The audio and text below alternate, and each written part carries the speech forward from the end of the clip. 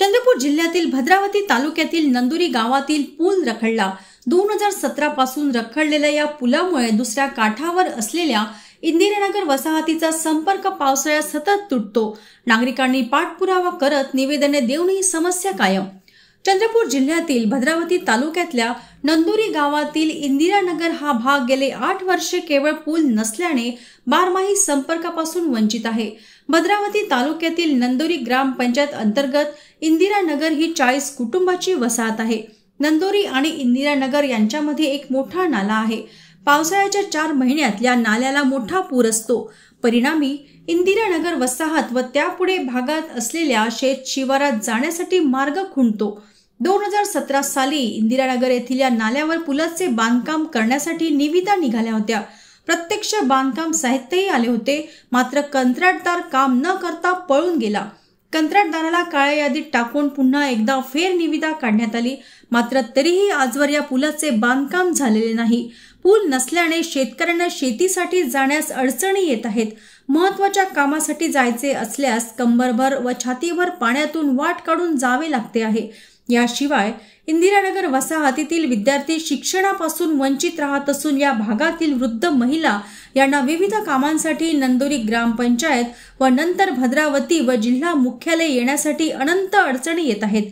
या पुढच्या काळात नंदुरी इंदिरानगरचा पूल न बांधल्यास मोठे जनआंदोलन पुकारण्याचा इशारा स्थानिकांनी दिला आहे। आम्ही तिंदापण गावामध्ये अटकून आमचे मुलं बाळ सगळे तिकडेच आहे। आम्हाला काही येण्या जाण्याचा मार्ग काहीच नाही। आता आम्हाला रस्ता नाही, काहीच नाही आम्हाला त्यासाठी। आम्ही आता इकडे गावात राहत जातो, आम्ही वापस जात होतो 15 हालते, तिथून आम्हाला जाण्याचा मार्ग नाही, कुठून रस्ता नाही, काहीच नाही। 2 महिने झाले शाळा बंद आहे।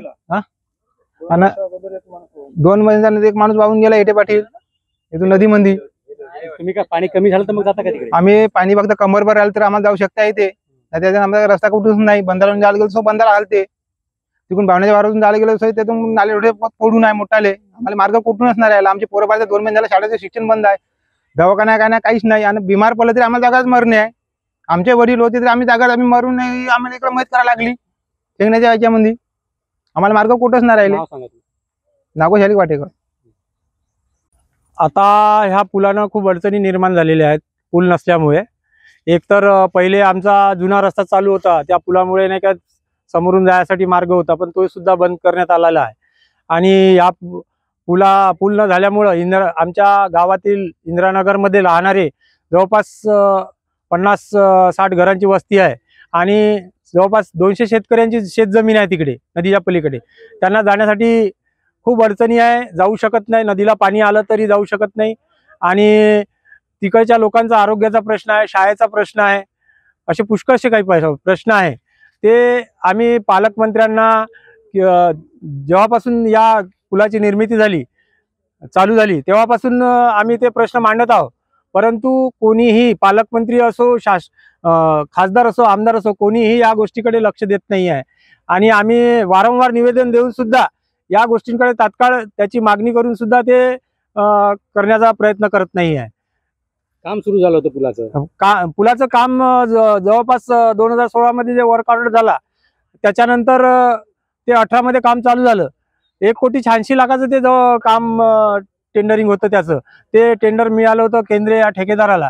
त्यानंतर आम्ही जयंत पाटील जलसंपदा मंत्री असताना त्यांना मी ग्रामपंचायत सदस्य नात्यानं निवेदन दिलं होतं।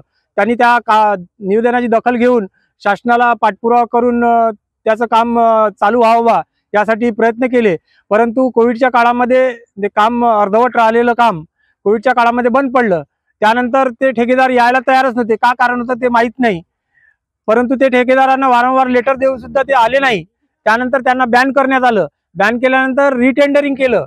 रिटेंडरिंग मध्ये त्या चांदा ते बांधा स्कीम मध्ये शासन असं सांगत आहे का ती पैसे नाही नसल्यामुळे आणि त्याची व्हॅल्यू वाढल्यामुळं आम्ही करू शकत नाही आणि ते पैसे कुठून द्यायचे ते देऊ शकत नाही। परंतु आमचं शासनाला एकच म्हणणं आहे का तुम्ही काम चालू केलं तर ते काम चालू व्हायला पाहिजे, पूर्ण व्हायला पाहिजे। पैसे कुठून आणायचे ते तुम्ही ठरवायचं आहे। आम्ही गावकरी तुम्ही काम दिलं आम्हाला तर ते व्हायला पाहिजे आणि आमची समस्या दूर व्हायला पाहिजे।